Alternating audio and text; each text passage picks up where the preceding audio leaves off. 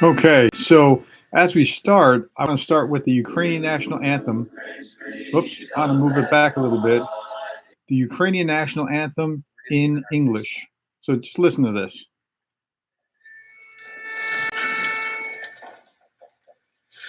Ukraine's freedom has not yet perished, nor has her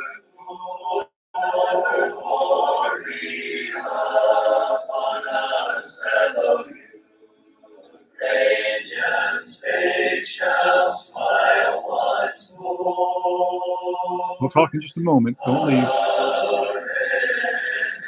enemies will vanish like through in the amazing?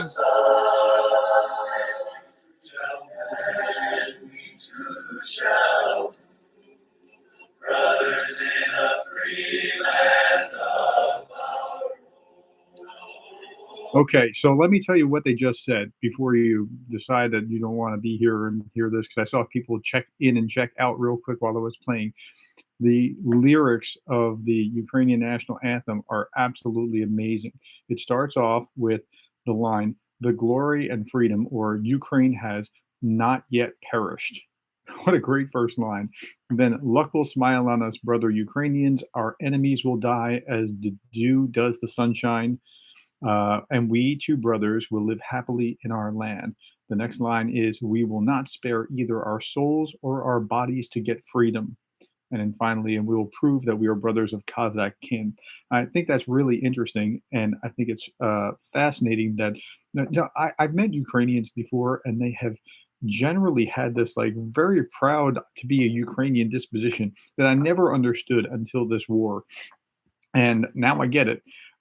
So tell me, thank you for those of you who decided to join me.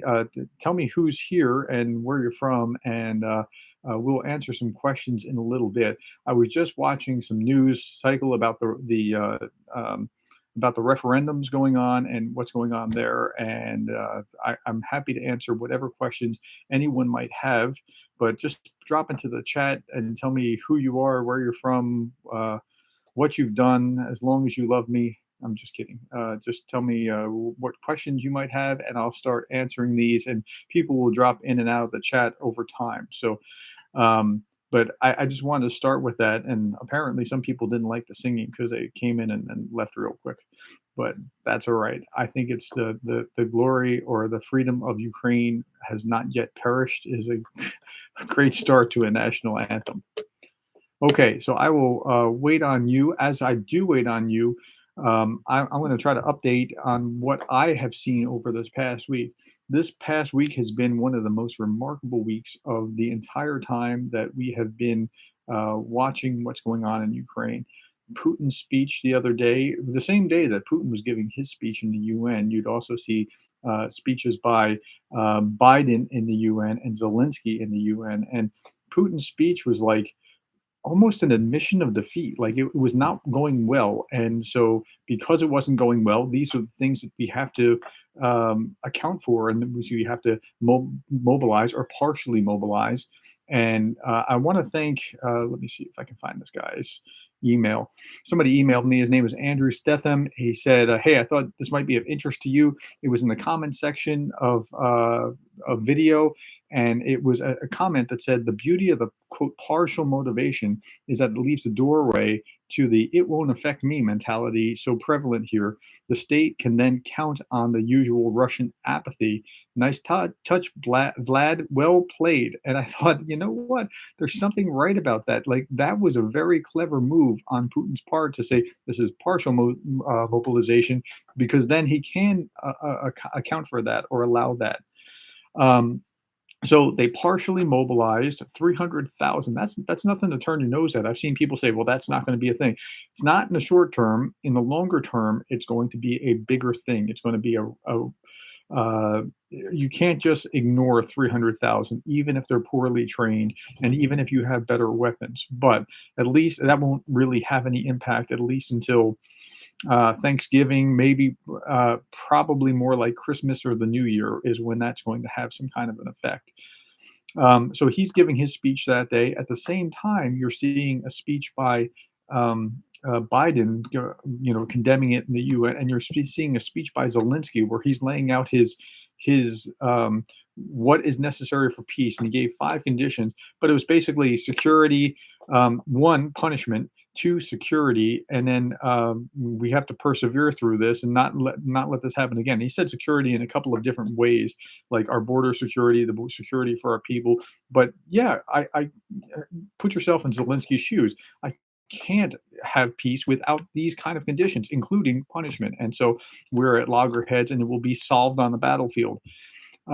Lavrov walked out of the UN Security Council meeting yesterday, and there was a reason for that. He decided he was going to go in and make a speech talking all about, and I watched most of it. He was talking all about the. Well, let me pull this up. I have this here. Can you hear if I play something like this? Let me give me just a second. The UN speech. Where is it? Lavrov. Give me just a second. Come on, do I guess I don't still have it up. Oh, here it is. So here. At the same time, laws were adopted that promoted the. Can you hear that on there? Just like tell me something in the comments if you could hear that, because I want to play this like little clip about the UN speech, where he said all this stuff about 2014 forward, the Minsk agreement and all this kind of stuff, and then he walked out. And it was a remarkable thing that he walked out. It's remarkable that he said what he said with a straight face as well. So I'm going to play Theory a and bit practice of of this. Nazism. The timid recommendations of the Venetian Commission of the Council of Europe and the So he called the Ukrainian government totalitarian Nazis, and then Office of the High Commissioner of Human Rights, the OSCE High Commissioner on Minorities, on amending the language legislation were simply ignored by Kiev. And these multilateral structures at the same time didn't find the courage, or they were not allowed, to convince the Kiev authorities to fulfill. Not allowed by the West, and that's how he's going to frame this, as if like the U.S. is behind the curtains pulling the strings. Fulfill their obligations they undertook in the area of human rights. The Ministry of Education of Ukraine has excluded Russian literature from the school curriculum. Books are being destroyed just as in Nazi. Which is fascinating. He's talking about the Ukrainians have removed Russian literature, and the Russians in those occupied areas are removing Ukrainian literature. Fascinating how he's condemning one but failing to say anything about the other. Germany. Listen. And ethnic Russians are being subject to intolerance. And today, the officials from Ukraine have no longer even tried to hide their anti-Russian feelings, calling on the killing of Russians. Just a few examples. Mr. I think it's fascinating saying that the Ukrainian officials are no longer trying to hide anti-Russian feelings. Listen. Levsky, the Ukrainian ambassador to Kazakhstan, who's now in Kiev, just a month ago declared in an interview, and I quote, "We're trying to kill the Russians, as many Russians as possible. The more we kill today, the fewer our children will need to kill." Yeah, so it's like he's baffled that Ukrainians have poor sentiment toward Russia. You're destroying, you're ripping apart the country. You spent more than 2 years of their GDP in destruction of their infrastructure, and you're baffled by that. Okay, at any rate, Lavrov gives his speech, and then he walks out. And then after he walked out, and this was hilarious, the Ukrainian minister or ambassador to the United Nations said this. The president of Ukraine. I also noted today that Russian diplomats flee almost as aptly as Russian soldiers. What a great line. Russian diplomats flee almost as aptly as Russian soldiers. All right. At any rate, so that's what was happening there. Now, what's happening now is that currently, as I'm speaking, there's a referendum going on in these 4 areas and in parts of Russia as well. So I'm watching some reports, like there was a BBC report that was talking about there's places in Russia where they have former Ukrainians coming to cast their vote. They say, I mean, who knows who's actually doing it, but they have former Ukrainians casting their vote, and then they have people in these areas in Donbass and the other regions that are affected, that are actually, they're going door to door saying, would you like to cast your ballot for independence from Ukraine? Well, if the soldiers come to you and ask you that and hand you the ballot, are you going to say no? I mean, and then it's a matter of like who's actually counting this. Like it's a foregone conclusion that it's going to be a heavily lopsided issue, and that's what's going to happen here. I mean, nobody is questioning that there's not going to be a all four regions are going to break away. So we'll see how this all works out. Okay, ML Harden, but the results will not be internationally recognized. Absolutely, they should not be internationally recognized. It's a foregone conclusion that this is going to happen. We know it. The Russians know it. Wink, wink. They're going, yeah, we'll see. Like they don't even have the smarts to say in their press statements. Like I was quoting Medvedev in today's video where where he was just saying, and hold on, let me pull this up. Referendums will be held, and Donbass republics and other territories will be accepted into Russia. He didn't even have the smarts to say, like, and if the will of the people is that they want to join Russia, they will join Russia. It was just, sorry, they will join Russia. So, so that's what's going on. Okay, so I'm between the way that the polls are done and who's counting the ballots. It's not going to be. I mean, it's a done deal, and we all know it. And they should not be recognized. And you're right. Okay, tell me what questions you have. I'll try to answer anything. I will. If I do not know it or do not know enough about it to be able to speak intelligently to it, I will just say I don't know enough about it. But I'm happy to answer whatever questions you might have about what's going on. It's just been a absolutely fascinating week watching all these things go down. It's really remarkable. Stephen, I'm sorry, I don't know how to pronounce your name. I don't recognize recognize you from normal comments like ML Harden. I recognize, but I do these daily updates. So please come back again. Let's see your question. Hi, I am praying for you to stop fighting. I'm not there. I'm an American just analyzing what's going on. I'm a professor in the United States, and I've been watching this since the very beginning. I am praying for them as well, not just to stop fighting, but that there be justice that happens in this process as well. What other questions does anyone have? Because I am more than happy to try to answer where I can answer. It's a it's one thing to put these together, but then it's another thing to have food for thought when people pose questions. Like somebody asked me about doing a review of Lavrov, like I did in, like, if you go to Professor Gerdes, if you just go to YouTube and then look up Professor Gerdes, you'll see two for me, and one is about all about leadership kind of stuff, and the other is about Ukraine. And in there this week, I analyzed Putin's speech, and so somebody asked me to analyze Lavrov's speech, and so I listened to that as well. And I mean, when he's talking about like human rights, I'm thinking, how how are you complaining about human rights? I mean, it's so impudent to see him to do that. Like how, I just don't. It doesn't even compute. At any rate, what other questions do you have for me? Happy to answer others if you have them. Put them in the chat, and we'll go through there. Otherwise, we'll probably end a little bit early because I'm just trying to review the news. And as I look at it, like the Institute for the Study of War, for example, has nailed it again. They generally do, but what the Kremlin did this week was very heavy-handed. They were trying to revive what was going on, but in reviving the Russian military, they were essentially backhandedly admitting that it was not working well, which flies in the face of their entire narrative. And then people who were largely supporting the war are coming out to protest. There's another question, Professor, when will this fighting last? I don't know how long it'll go. I am not optimistic that it's going to be done anytime soon, and I'm very yeah. I would, if I was a betting man, I would say we'll be into it easily into next year.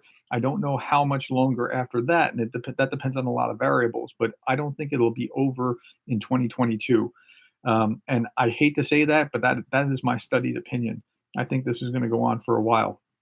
Anyway, back to the ISW, as I was just talking about, the Kremlin's already breaking its promise. They said, okay, it's only going to be 300,000, and I've seen reports that saying, yeah, it's probably going to be more than that.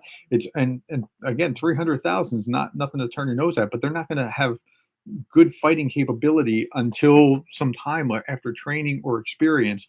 And they're also disproportionately reaching into smaller villages or ethnic minorities or things along those lines, and that looks like that's intentional. But the heavy-handed approach is also turning into a place where it's creating protest. And again, it's one thing to be complaining, or to saying I support the war when it doesn't affect you, but when it starts to affect you, then it becomes a very different animal. And I think that's what's going on in Russia. Steve Osborne said, have I heard anything about what is actually in Section 7 of the Declaration from Russia? I have not. Can you clarify what you're asking about? Because I did look at the actual draft. I might still have it up on my computer. I did look at the actual history executive order on partial motivation. Is that what you're referring to? Because I have that here, and it wasn't very long. It was only a couple of paragraphs, but you might be referring to something else. What I see in the executive order is as per federal laws, mobilization dated whatever. The president declared partial mobilization on Russian Federation as of September 21st. The executive order, this isn't long enough to have a section. So please clarify what you're asking, Steve. I'll be happy to try to answer. The executive order sets forth money allowances for citizens of the Russian Federation called up from military service as part mobilization, as well as the duration of military service, contracts signed by military personnel. Corresponding instructions have been issued to government, blah, blah, blah. I don't see anything else. So I'm sorry, this might not be what you're asking about, but I'm happy to try to answer if there's. Yeah, it was in the mobilization thing, and they redacted section. Oh, well, maybe they redacted it, and that's why it's so small. So I don't know anything about it, but I read it this morning. It was on the Kremlin website, kremlin.ru/events/president/news, and then some number. So I'm looking at it right now, but I know nothing about it. I do think that they're getting a lot more pushback than what they otherwise had. It's almost like parallel to what's going on in Iran, where they're having that lots of protests in the street after some girl was shot or something along those lines, and they're starting to get some pushback. There's also a lot of people just fleeing the country. Their plane tickets have gone up in price. People are queued up apparently at the border in a significant way, and so that's what's going on there.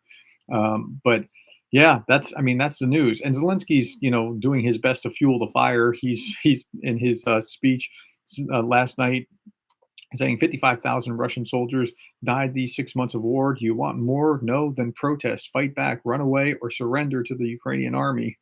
So that's good. Of course, at the same time, Russian defense minister. I don't know if you got a chance to see this. The Russian defense minister announced that Russians' losses amounted to 5,937 servicemen, and that wasn't me misspeaking. He said 5,937 in the 7 months of war in 210 days. He would have us believe that 5,937 servicemen had died, which is absolutely unbelievable. That would mean like 23 a day, and and by that same article, he said that the number of Ukrainians that died was something like 60,000. And this was covered in TASS, this was covered in Pravda, this was covered in RT, and so that's what they have been saying there. Which so the Russian people are hearing this, unless they have some VPN or something to get Western news. And I did this whole thing with a spreadsheet, just unpacking, what the actual numbers are and extrapolating, what casualties are. If we know about this many killed, 3-time multiple for casualties, and what the different rates are. Okay, Deb Bray. Hello, Deb. Said, did protests die down in Russia? No, they're still going on, as far as I know.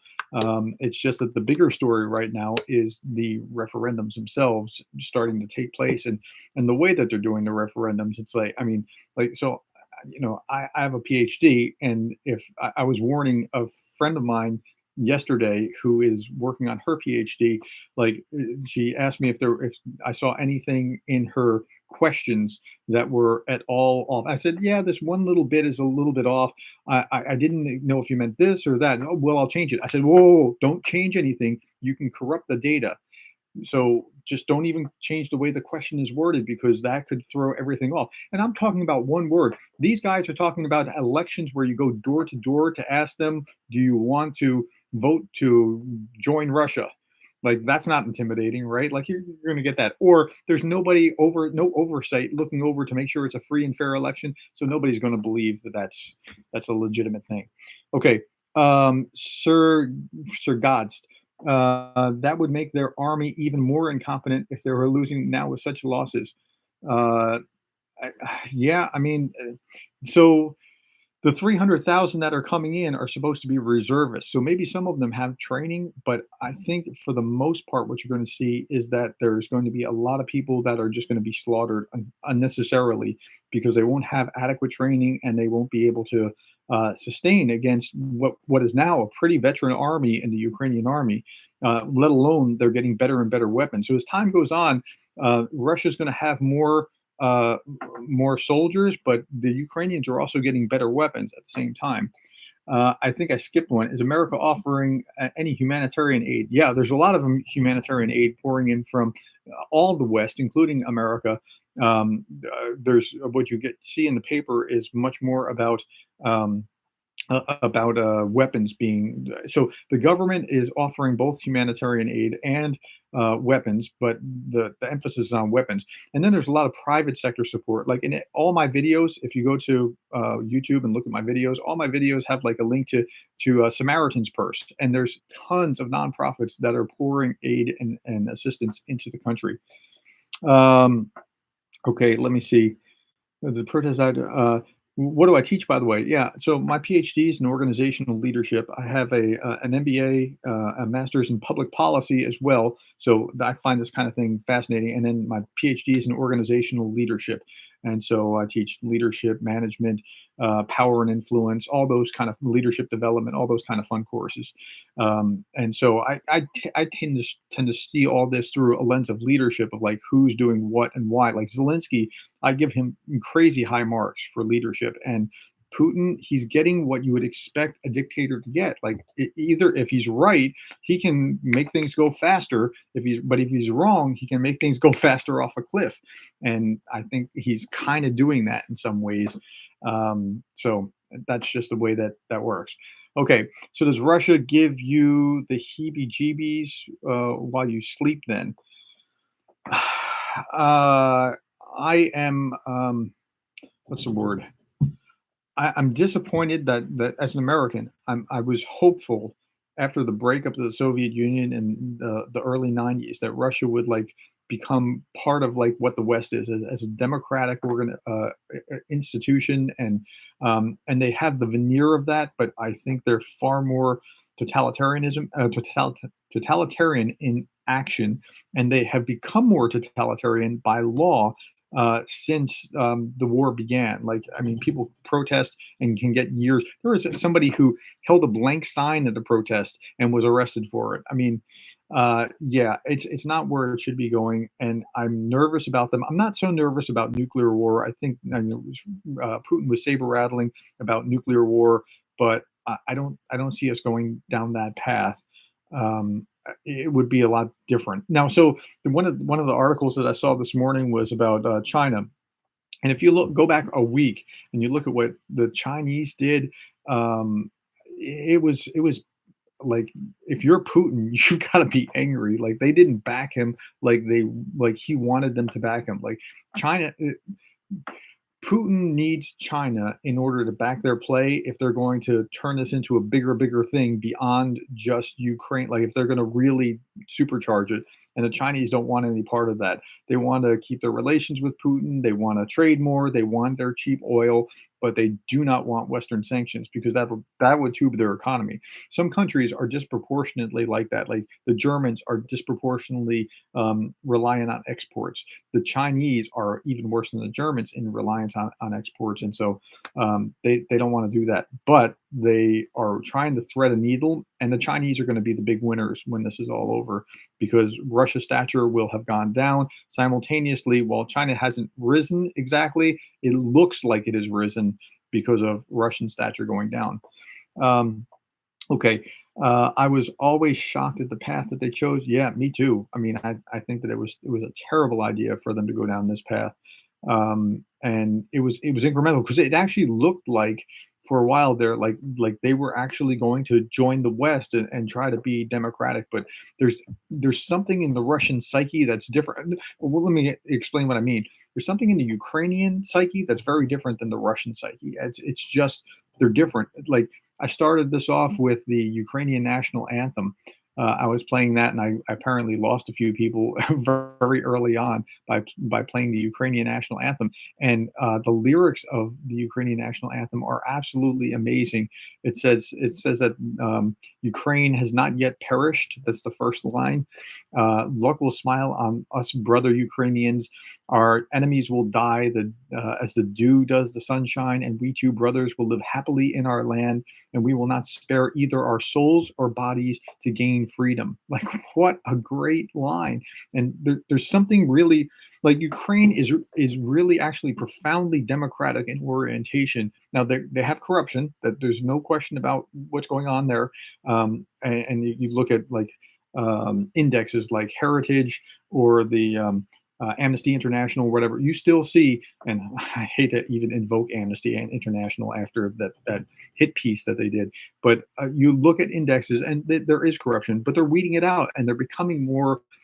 They're integrating into the EU, and part of that integration will help them limit the corruption. But they are profoundly democratic, profoundly freedom loving, and they're the tip of the spear in freedom in the world right now, in my estimation. Um, yeah, it is a great anthem. It really is. Okay, so I am going to ask if there's any other questions, and then we're going to be done with this. If there's any other questions, ask me anything that you would like. I can only talk but so long, but I'm happy to try. And if I don't know the answer, I don't know the answer.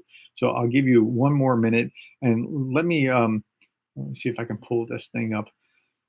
There was an article that was so frustrating to me today that I wouldn't even put into the video. The Kharkiv Human Rights Protection Group, and you can look this up. It says first evidence of Russian abductions, torture, and forced deportation from Koza Lopan. That's Kharkiv Oblast.